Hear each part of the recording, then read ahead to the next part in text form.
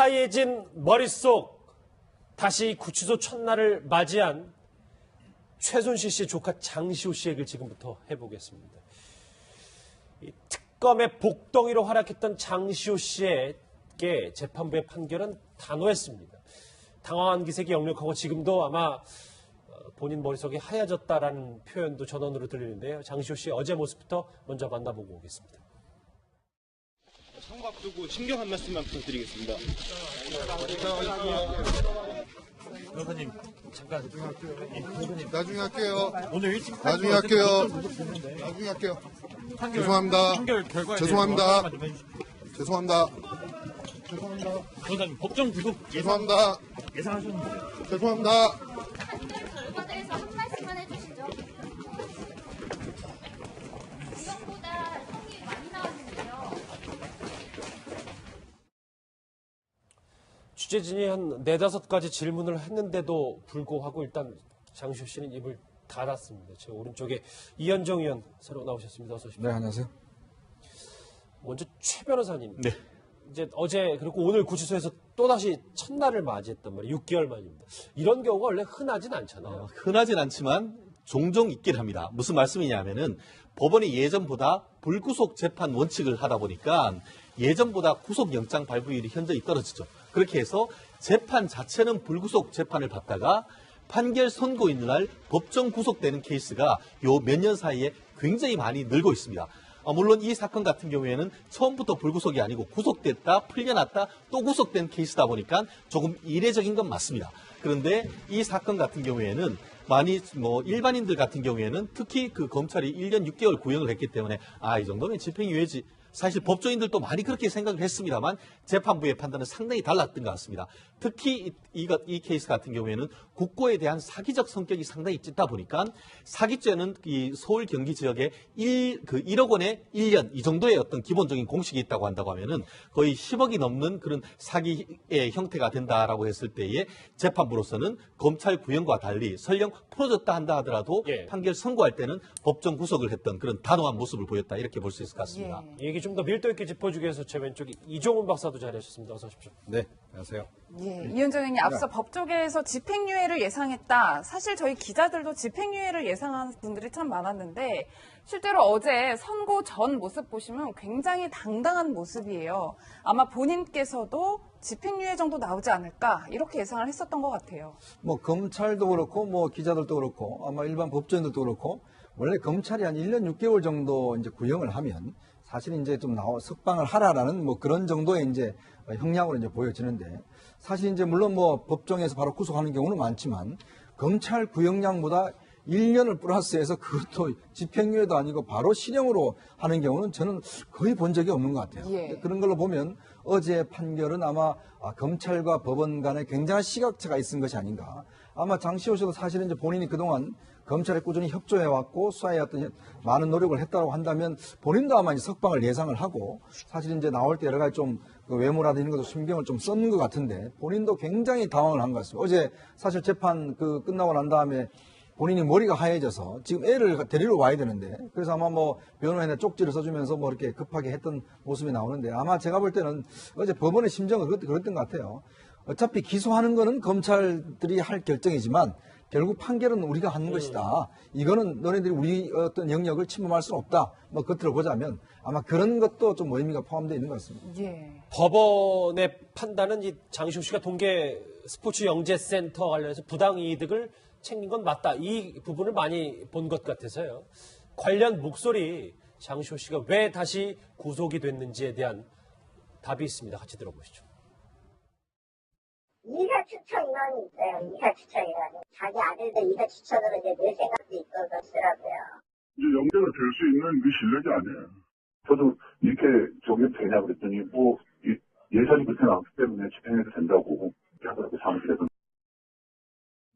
동계 스포츠 영재센터 관련인데 이종훈 박사님. 네. 어쨌든 아들을 스키 영재로 키우렸던 욕망이 글쎄요 아들 가슴에 큰 상처가 됐습니다. 네, 그러니까 이제 이 동계 스포츠센터에 어떻게든 이제 자기 아들을 넣어서 뭔가 좀 이제 약간의 이제 수혜를 입도록 이제 하려고 노력을 했던 흔적들이 좀 다 확인이 된 상황이죠. 그러니까 2016년 1월 달에 이제 거기서 약간 영재들 이제 발굴하기 위해서 일종의 이제 워크숍 같은 거 할 때 거기 이제 포함시켜서 어떻게든 이제 영재를 만들어 보려고 했으나 실제로 이제 그 평가를 해본 전문가들의 이제 판단은 달랐던 거죠. 영재가 될 만한 역량은 안 된다. 그래서 사실은 이제 제외가 되긴 했는데, 근데 그것도 그거지만 이제 그 이후에 결국 이제 그 자기 엄마가 이런 일과 연루가 돼서 이제 구치소에 이제 수감이 되고 뭐 이런 일들을 겪으면서 그와 관련한 이제 충격을 좀 더 많이 받았겠죠. 그래서 이제 어떻게 보면 자식에게는 결과적으로는 좀 못할 짓을 한 그런 그 상황이 돼버린 거죠. 예, 뭐 최 변호사님 사실 어제 재판정에 들어갔던 취재기자 전원에 따르면 딱 재판부의 선고가 이뤄지니까 장시호 씨가 머리가 하얘졌다. 나 아들 데리러 가야 되는데 좀 도주하지 않겠다. 참작해달라. 이렇게 호소를 했는데 이미 다 합의가 된 사항이라 안 된다. 이렇게 단칼에 거절을 했다는 거예요. 일단은 장시호 씨의 마음을 저희가 좀 헤아려 볼 수는 있을 것 같아요. 네네. 근데 참 저도 정말 장시호 씨 대단하다라는 생각을 했습니다. 예. 그와 같이 판결이 선고된 그런 상태 속에서 변호인이 아니고 피고인이 재판부에 구속 전체를 풀어달라라고 요청했다는 사실 자체가 보통 사람이 아니라 그와 같은 상황 속에서 어떻게 재판부에 그런 같은 항의를 하겠습니까? 예. 그런 점에 비춰봤을 때도 제가 정말 여러분들을 해왔습니다만 보통 성격은 아니다라는 것을 제가 깜짝 놀랐고요. 그만큼 또 아들에 대한 사랑이 깊었다 얘기를 할 수 있는데 실제로 지난번에 그 장시호 씨가 적극적으로 검찰의 어떤 수사를 도울 때 기자들이 물었습니다. 왜 이렇게 심정이 바뀌었습니까? 하니까 아들한테 부끄럽지 않은 엄마가 되고 싶다. 그렇게 했고 실질적으로 아시다시피 지금 동거의 연구제 스포츠센터에도 아들을 영재로 키우려고 했었고 이거 하기 전에 어땠습니까? 제주도까지 아이를 데리고 가고 했는 그런 모정이 굉장히 강했던 것 같은데요. 어제 같은 경우에도 지금 아이가 초등학교 학생이고 학교에 가 있는 상태에서 전학해서 한 지 얼마 안 됐기 때문에 아이 때문에라도 조금 조치할 수 있는 시간을 달라라고 얘기를 했습니다만 재판부의 판결은 일단 선고하면은 이미 그것을 거두어들일 수 없는 그런 상황이었기 때문에 이 장시호 씨의 요청을 법원으로서는 부득이 거부할 수밖에 없는 상황이었던 것 같습니다. 10살이면 초등학교 3학년 나이 정도인데 이현정 의원님 네. 보니까 이 엄마의 재수감 사실과 그리고 저런 여러 가지 것들에 대해서 이제 상황 판단은 다 할 거 아니겠습니까? 그러게요. 지난 3월 달에 사실은 이제 재판이 있을 때 그때 최순실 씨가 증인으로 나와서 무슨 이야기를 했냐면 재판부에 이 장시호 씨와 관련한 재판부에다가 이 남편이 애를 두고 도망을 갔다. 그러니까 좀 잘 선처해달라. 이렇게 그때 재판부에다 이야기를 했을 정도예요. 그러니까 사실은 이제 그 최순실 씨의 언니의 이제 딸이지 않습니까? 그러니까 아마 이제 홀로 이제 아들을 키우다 보니까 이 아들에 대한 좀 그 애틋한 감정이 더 했고 또 이제 특히 이제 최순실 씨가 여러 가지 사업적으로 너 도대체 제주도에 있으면 뭐 하겠냐? 빨리 올라와서 내 사업에 도와라. 라고 하면서 이제 사실은 최순실 씨가 장시호 씨를 좀 끌어당겨서 사업을 시켰고 거기다가 이제 동계 스포츠 센터를 만들면서 좀 아들에 대한 그 어떤 교육을 좀 하려고 했던 거 아니겠습니까? 근데 이제 이 사태가 보면 사실은 뭐 정말 어린애들까지도 이 보도를 다 볼 정도로 이 국정농단 사태가 그렇죠. 워낙 전 국민적 관심사다 보니까 그럼 장시호 씨 애가 누구냐는 것은 대충 다 그 반에서는 아마 아는 그 처지였나 봐요. 그래서 아마 특히 이제 어린애들 같은 경우는 아무 생각 없이 뭐 너네 엄마 저 구속된 거 아니냐 이렇게 이야기를 하니까 거기다 또 이제 물을 갖다 던지고 해서 싸움이 이렇게 붙었고 또 최근에는 이제 그 정윤아 씨가 집에서 강도가 들었지 않습니까? 그렇죠. 그러다 보니까 이제 그 강도가 이제 원래 돈 때문에 이제 들어간 것이거든요. 그러니까 실제로 지금 그 장시호 씨 같은 경우 돈이 많다라고 이제 알려져 있기 때문에 본인도 지금 깜짝 놀래서 이 경찰에 신고비 비호를 요청할 정도로 이제 그런 상황이었는데 문제는 이제 지금 사실은 둘이서 같이 이제 그 둘만 있다가 지금 엄마는 다시 구속된 상황이다 보니까 아마 지금 애 걱정이 아마 상당할 것 같습니다. 왜냐하면 그동안 검찰 수사에서도 애 걱정을 많이 했었거든요. 예. 그렇죠. 사실 장시호 씨가 아들 걱정하는 것뿐만 아니라 뭐 최순실 씨도 정유라 씨 얘기 많이 했었고 손자에 대한 얘기도 참 많이 했었는데 최순실 씨나 장시호 씨나 좀 그 자식 걱정 이런 부분에선 비슷한 점이 좀 있는 것 같아요. 네, 그리고 뭐 이제 자기 자식을 위해서 뭔가를 좀 해보려고 애를 쓰는 것, 뭐 이런 것도 이제 다 좀 공통된 점이긴 한데 사실은 뭐 어떤 부모가 안 그렇겠습니까? 그건 이제 모든 부모들이 이제 자기 자녀를 위해서 애를 쓰는 그런 관점에서 볼 때 뭐 아주 특별하다 이렇게 이제 이야기할 건 아니다라고 생각을 하고요. 오히려 이제 그 자기 자녀를 이제 좀 좋게 이제 성장시키는 과정에서 사실은 좀 편법이라든가 이런 불법을 뭐 심지어 동원해서까지 하겠다라고 하는 그런 약간 어긋난 그 모성애를 가지고 있었던 점은 우리가 분명히 지적을 좀 해야 할 것 같다 이렇게 생각을 하고 그리고 그 자녀와 관련해서도 그러니까 물론 이제 이번에 이제 상처가 굉장히 큰 건 맞으나 그럼에도 불구하고 통상적인 그 다른 집 자녀에 비해서는 그래도 이제까지 혜택을 받으면서 성장을 해왔고 또 지금도 뭐 외국인 학교 다니고 있다는 거 아닙니까? 그리고 앞으로도 그런 이제 경제적인 혜택 속에서 이제 성장을 할 것이기 때문에 우리가 그런 점은 약간 좀 그 균형 감각을 갖고 봐야 된다. 이렇게 생각을 합니다. 예. 장시호 씨가 이제 폭로자로 변심한 이유도 여기서 쭉 얘기했지만 다 아들 때문이었는데요. 이 관련해서 장시호 씨가 과거 청문회에서 이런 얘기를 한 적이 있습니다. 같이 들어보시죠. 최순실 이모님께서 이거를 만들라고 얘기를 해서 지원서를 만들어서 드렸고 계획서를 그 다음에는 여기 계시는 김종 차관님. 네. 저는 최순실 씨가 지시를 하면 또 따라야 되는 입장이고 이모인데다가 뭐 거슬릴 수는 사무국장이죠, 그 동계스포츠. 아닙니다. 그럼 지위가 뭐예요? 지위 없습니다. 실질적으로 운영은 최순실 씨가 다 했고 그 밑에서 저는 최순실 씨한테 월급을 받지 영재센터에서 월급 받지 않았습니다. 당시에도 이제 모든 건 이모가 알아서 한 일이라는 취지의 얘기를 했고 최 변호사님, 그 최순득 씨, 그러니까 장시호 씨의 엄마가 최순실 씨에게 이제 무릎 꿇고 뭐 사정을 했는데 그걸 안 들어줬어서 많이 이제 마음이 바뀌었다는 얘기가 있었었어요. 그렇습니다. 결국 이 장시호 씨의 마음을 바꾼 것은 엄마와 아들이다. 이렇게 얘기를 할 수 있겠죠. 아들에 대한 애틋한 점, 그렇게 점 더불어서 엄마 같은 경우에는 지금 암으로 투병 중이지 않습니까? 그렇기 때문에 지난번에 그 공개적으로 얘기했을 때도 엄마가 투병 중인데 내가 만약에 감옥에 가 있는 동안 돌아가신다고 하면은 나는 정말 그 상황을 받아들이기 어렵다. 이런 얘기를 하고 있지 않습니까? 그런 상황 속에서 이 엄마가 이 딸 좀 살려달라고 하면서 무릎까지 꿇고 부탁을 했음에도 불구하고 매몰차게 이 최순실 씨가 그걸 거절하는 과정 속에서 결국 이모와 조카를 넘어서 결국 피가 더 진하다. 나의 아들과 나의 엄마에 대한 사랑, 그것을 생각해서 나는 그 이모에 대해서 반기를 들 수밖에 없었다. 이런 얘기를 하고 있는데요.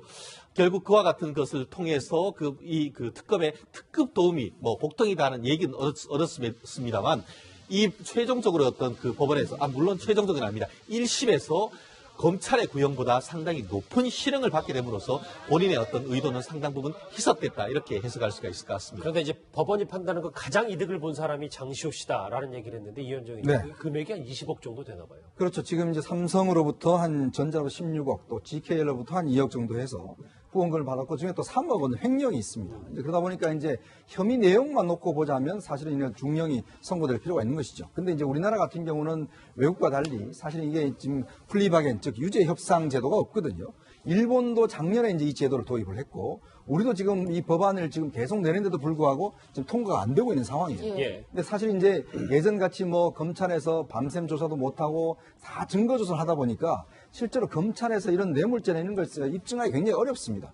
그래서 이제 그 기법의 하나로 이제 플링 바게닝 해서 유죄를 인정한다든지 아니면 이제 수사 협조를 할 경우에 형을 감경해주는 이런 제도를 이제 할 수밖에 없는 상황인데 우리 이제 그 제도가 없다 보니까 현실적으로는 실적으로는 이제 그걸 이제 운영을 하고 있죠. 특히 이번에 이제 장시호 씨 같은 경우도 마찬가지고 지금 수사가 진행되고 있는 뭐 국정원 댓글 사건 같은 경우도 사실 검찰이 좀 그런 거 하고 있는 상황이거든요. 근데 지금 같은 경우에 이제 법원 입장에서 볼 때는 그건 검찰의 이야기고 우리는 우리의 뭐 논리가 있고 우리는 우리의 기준이 있기 때문에 우리는 우리대로 한다라고 했기 때문에 아마 최근에 좀 검찰과 법원의 조금의 어떤 갈등이 있지 않습니까? 아마 그거는 것도 좀 영향이 있지 않나 좀 저는 이런 예상을 해봅니다. 글쎄요. 근데 저는 좀 다르게 봅니다. 그러니까 이 김세윤 판사가요. 지금 이제 사실은 굵직굵직한 국정농단 관련한 사건을 지금 다 재판장을 지금 맡고 있잖아요. 그러니까 박근혜 전 대통령도 지금 이분이 지금 하고 있고 최순실 씨도 마찬가지. 그러니까 전체 범죄와 관련해서 이 형량들 간에 이제 그 형량을 부여하는 과정에서의 그 형평성 부분을 고려하지 않을 수 없었을 것이다라고 저는 생각을 해요. 그러니까 장시호 씨만 뭐 아무리 검찰에 협조를 했다 하더라도 그렇다고 해서 눈에 띄게 이렇게 봐주는 그런 식으로 만약에 그 형량을 이제 선고를 했다라면 그거 역시 또 다른 논란을 유발할 수밖에 없는 거죠. 그러니까 법치주의에서 가장 중요한 것 가운데 하나가 형평성 아니겠습니까? 특히 법을 적용하는 과정에서 형평성. 그래서 뭐 일부에서는 뭐 김세윤 판사의 이번 그 판결에 대해서 약간 뭐 진보진영 쪽에서는 비판적으로 좀 얘기도 나오던데 언제부터 이렇게 진보진영에서 장시호 씨를 예뻐했는지는 모르겠으나 그런 문제를 떠나서 이것은 그러니까 법의 엄정성을 이제 구현하는 측면에서 저는 제가 보기에는 오히려 좀 원래 내렸어야 될 형량보다도 오히려 좀 적은 형량이 아닌가 저는 그렇게 생각합니다. 예, 최 변호사님 그래서일까요? 일각에서는 검찰이 구형 자체를 너무 낮게 했다 이런 목소리랑 함께 말씀처럼 요즘 사법부랑 검찰이 왜 구속적 부심 놓고 약간 갈등의 기미가 있었잖아요. 그게 겉으로 드러난 거다 뭐 이런 지적들도 있더라고요. 지나친 확대 해석이다. 저는 이렇게 봅니다. 예. 재판부는 그 사건을 가장 잘 알고 있는 것이 바로 그 재판부입니다. 그렇기 때문에 상대방 그러니까 검찰의 어떤 주장 그리고 그거에 대한 변호인의 반박을 통해서 실체적 진실을 발견하는 것이 그 1심 재판부다라고 생각을 하는데요. 실질적으로 뭐 이례적으로 이게 그 보통 그 일반인들은 생각하기에 검찰이 구형하는 거에 대해서 한 3분의 1 정도 깎고 선고를 해야 되는데 왜 이렇게 오히려 높았냐 이렇게 얘기를 하는데 요즘은 그렇지 않습니다. 검찰이 구형 자체를 이른바 실질 구형이라고 해서 경우에 따라서는 합의되고 있는 사건은 이거는 뭐 이제 합의도 됐으니까 그 집행유예를 구형해 주십시오. 이렇게 선고하는 케이스도 있습니다. 그럴 만큼 거기서 더불어서 최근에는 대법원 양형위원회 양형 기준이 있습니다. 그렇기 때문에 그것을 종합적으로 해서 실질적으로 선고될 양 정도를 검찰이 구형을 하는데 이번 케이스가 이례적으로 너무 낮게 했던 것이죠. 그렇기 때문에 일부 지금 법조계 같은 경우에는 법원이 검찰의 지나친 플리 바게닝에 대해서 제동을 걸었다. 이렇게 지금 해석을 하고 있는 견해도 나올 만큼 이번에는 법원이 사실 이 정도 뭐 예를 들어서 그 사기죄의 금액으로 한 10억 정도 되면 사실은 한 5, 6년 정도 형이 가능합니다. 그럼에도 불구하고 종합적인 고려를 해서 2년 8개월은 사실은 상당 부분 낮게 판결 선고입니다. 그렇지만 그렇게 우리가 납득되지 않는 것은 지나치게 검찰이 어떻게 보면 장시호 씨에 대해서 혜택을 줬던 것에 대해서 국민들이 놀랄 뿐인 것이지 사건의 실체적 진실을 보면은 1심 판결의 어떤 것이 법조인들로서는 납득할 만한 것이다라고 얘기할 수 있을 것 같습니다. 네, 2년 6개월 선고를 했어요. 2년 6개월, 네네. 예. 장시호 씨가 다시 재수감되는 1심 선고가 있었던 시간부터 검찰에서 조사를 받는 한 인물이 있었습니다. 누군지 화면으로 만나보시죠. 한 말씀만 부탁드리겠습니다. 그럼 더 네, 소명하셨나요? 검찰을 조사해 성실히 임했습니다. 좀 죄송하시고요. 억울하다고 하신 부분 혹시 좀 설명하셨는지. 네, 네. 국정원에서 돈 받은 것 자체를 부인하시는 건가요? 이현수 기조실장 만난 적 없습니까? 어제 많은 일이 서초동에서 있었어요. 저 이종훈 박사님. 검찰이 최경환 의원 구속영장을 청구하겠죠? 저는 할 거라고 봅니다. 그러니까 일단 뭐 진술 그동안에 나온 진술 내용이 너무나 이제 명확하잖아요. 그러니까 이현수 전 이제 그 국정원 기조실장이 돈을 전달한 경위에 대해서 아주 자세하게 기술을 이제 했고 또 이제 그 장부에도 나오는 그런 그 상황이고 또 돈을 전달할 때 그러니까 본인만 간 게 아니고 국정원 직원이 한 명 더 갔다는 거 아닙니까? 그러니까 진술을 해줄 사람이 한 명 더 있는 거죠. 그러니까 그 증거를 그러니까 사실은 최경환 의원 같은 경우는 뭐 이거를 이제 배달 사고로 이렇게 약간 몰아가고 싶은 그런 심정도 있을 것이나 그럴 가능성도 지금 이제 희박한 상황이다. 이렇게 본다면 결국은 이제 검찰로서는 구속영장을 청구하지 아니할 수 없는 상황이 아닌가 저는 그렇게 생각을 합니다. 알겠습니다. 최경환 의원의 조사에 그리고 다시 구치소에서 첫날을 맞이한 장시호 씨 얘기 짚어봤습니다. 최진영 변호사, 이종훈 박사는 여기서 인사를 드리겠습니다. 고맙습니다.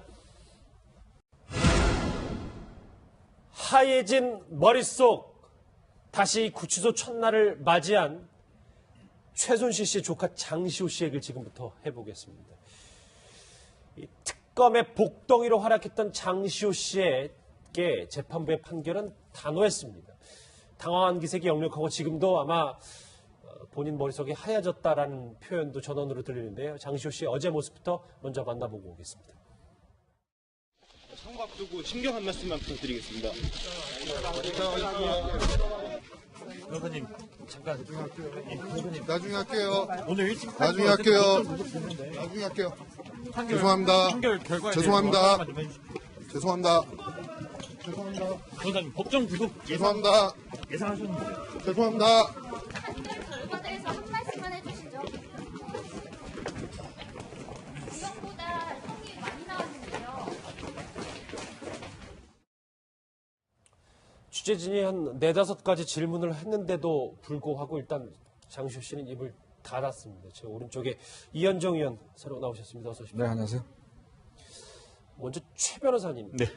이제 어제 그리고 오늘 구치소에서 또다시 첫날을 맞이했단 말이에요. 6개월 만입니다. 이런 경우가 원래 흔하진 않잖아요. 흔하진 않지만 종종 있긴 합니다. 무슨 말씀이냐면은 법원이 예전보다 불구속 재판 원칙을 하다 보니까 예전보다 구속영장 발부율이 현저히 떨어지죠. 그렇게 해서 재판 자체는 불구속 재판을 받다가 판결 선고 있는 날 법정 구속되는 케이스가 요 몇 년 사이에 굉장히 많이 늘고 있습니다.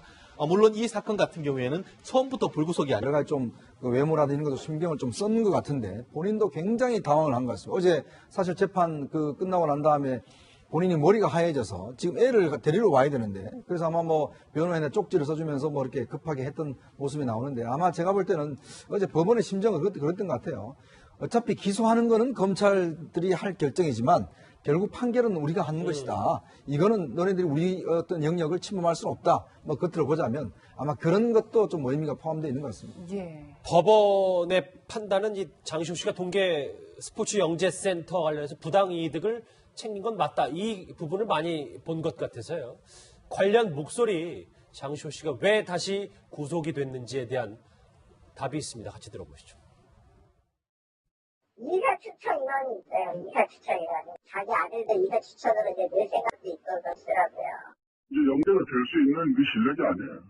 저도 이렇게 저게 되냐 그랬더니 뭐 예산이 그렇게 나왔기 때문에 집행해도 된다고 하더라고요. 사무실에서.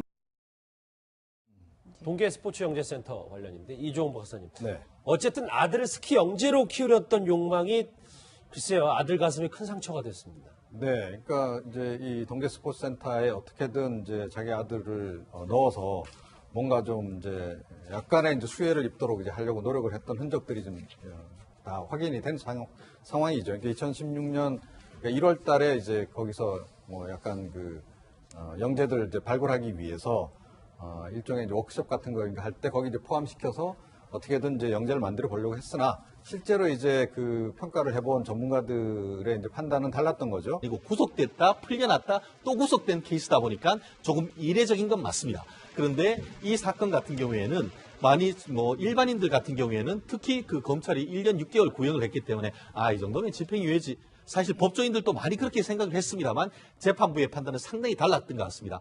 특히 이 케이스 같은 경우에는 국고에 대한 사기적 성격이 상당히 짙다 보니까 사기죄는 이 서울 경기 지역에 1억 원에 1년 이 정도의 어떤 기본적인 공식이 있다고 한다고 하면은 거의 10억이 넘는 그런 사기의 형태가 된다라고 했을 때에 재판부로서는 검찰 구형과 달리 설령 풀어졌다 한다 하더라도 판결 선고할 때는 법정 구속을 했던 그런 단호한 모습을 보였다 이렇게 볼 수 있을 것 같습니다. 이 얘기 좀 더 밀도 있게 짚어주기 위해서 제 왼쪽에 이종훈 박사도 자리하셨습니다. 어서 오십시오. 네, 안녕하세요. 예, 이현정 의원님 앞서 법조계에서 집행유예를 예상했다. 사실 저희 기자들도 집행유예를 예상하는 분들이 참 많았는데 실제로 어제 선고 전 모습 보시면 굉장히 당당한 모습이에요. 아마 본인께서도 집행유예 정도 나오지 않을까 이렇게 예상을 했었던 것 같아요. 뭐 검찰도 그렇고 뭐 기자들도 그렇고 아마 일반 법조인들도 그렇고 원래 검찰이 한 1년 6개월 정도 이제 구형을 하면 사실 이제 좀 석방을 하라라는 뭐 그런 정도의 이제 형량으로 이제 보여지는데 사실 이제 물론 뭐 법정에서 바로 구속하는 경우는 많지만 검찰 구형량보다 1년을 플러스해서 그것도 집행유예도 아니고 바로 실형으로 하는 경우는 저는 거의 본 적이 없는 것 같아요. 예. 그런 걸로 보면 어제 판결은 아마 검찰과 법원 간에 굉장한 시각차가 있은 것이 아닌가. 아마 장시호 씨도 사실은 이제 본인이 그동안 검찰에 꾸준히 협조해왔고 수사에 어떤 많은 노력을 했다고 한다면 본인도 아마 이제 석방을 예상을 하고 사실 이제 나올 때 영재가 될 만한 역량은 안 된다. 그래서 사실은 이제 제외가 되긴 했는데, 근데 그것도 그거지만 이제 그 이후에 결국 이제 자기 엄마가 이런 일과 연루가 돼서 이제 구치소에 이제 수감이 되고 뭐 이런 일들을 겪으면서 그와 관련한 이제 충격을 좀 더 많이 받았겠죠. 그래서 이제 어떻게 보면 자식에게는 결과적으로는 좀 못할 짓을 한 그런 상황이 돼버린 거죠. 뭐 최 변호사님 사실 어제 재판정에 들어갔던 취재기자 전원에 따르면 딱 재판부의 선고가 이뤄지니까 장시호 씨가 머리가 하얘졌다. 나 아들 데리러 가야 되는데 좀 도주하지 않겠다. 참작해달라. 이렇게 호소를 했는데 이미 다 합의가 된 사항이라 안 된다. 이렇게 단칼에 거절을 했다는 거예요. 일단은 장시호 씨의 마음을 저희가 좀 헤아려 볼 수는 있을 것 같아요. 네네. 근데 참 저도 정말 장시호 씨 대단하다라는 생각을 했습니다. 예. 그와 같이 판결이 선고된 그런 상태 속에서 변호인이 아니고 피고인이 재판부에 구속 전체를 풀어달라라고 요청했다는 사실 자체가 보통 사람이 아니라 그와 같은 상황 속에서 어떻게 재판부에 그런 같은 항의를 하겠습니까? 예. 그런 점에 비춰봤을 때도 제가 정말 여러분들을 해왔습니다만 보통 성격은 아니다라는 것을 제가 깜짝 놀랐고요. 그만큼 또 아들에 대한 사랑이 깊었다 얘기를 할 수 있는데 실제로 지난번에 그 장시호 씨가 적극적으로 검찰의 어떤 수사를 도울 때 기자들이 물었습니다. 왜 이렇게 심정이 바뀌었습니까? 하니까 아들한테 부끄럽지 않은 엄마가 되고 싶다. 그렇게 했고 실질적으로 아시다시피 지금 동거의 연구제 스포츠센터에도 아들을 영재로 키우려고 했었고 이거 하기 전에 어땠습니까? 제주도까지 아이를 데리고 가고 했는 그런 모정이 굉장히 강했던 것 같은데요. 어제 같은 경우에도 지금 아이가 초등학교 학생이고 학교에 가 있는 상태에서 전학해서 한 지 얼마 안 됐기 때문에 아이 때문에라도 조금 조치할 수 있는 시간을 달라라고 얘기를 했습니다만 재판부의 판결은 일단 선고하면은 이미 그것을 거둬들일 수 없는 그런 상황이었기 때문에 이 장시호 씨의 요청을 법원으로서는 부득이 거부할 수밖에 없는 상황이었던 것 같습니다. 10살이면 초등학교 3학년 나이 정도인데 이현정 의원님 네. 보니까 이 엄마의 재수감 사실과 그리고 저런 여러 가지 것들에 대해서 이제 상황 판단은 다 할 거 아니겠습니까? 그러게요. 지난 3월 달에 사실은 이제 재판이 있을 때 그때 최순실 씨가 증인으로 나와서 무슨 이야기를 했냐면 재판부에 이 장시호 씨와 관련된 재판부에다가 이 남편이 애를 두고 도망을 갔다. 그러니까 좀 잘 선처를 해달라. 이렇게 그때 재판부에다 이야기를 했을 정도예요. 그러니까 사실은 이제 그 최순실 씨의 언니의 이제 딸이지 않습니까? 그러니까 아마 이제 홀로 이제 아들을 키우다 보니까 이 아들에 대한 좀 그 애틋한 감정이 더 했고 또 이제 특히 이제 최순실 씨가 여러 가지 사업적으로 너 도대체 제주도 있으면 뭐 하겠냐? 빨리 올라와서 내 사업에 도와라. 라고 하면서 이제 사실은 최순실 씨가 장시호 씨를 좀 끌어당겨서 사업을 시켰고 거기다가 이제 동계 스포츠 센터를 만들면서 좀 아들에 대한 어떤 교육을 좀 하려고 했던 거 아니겠습니까?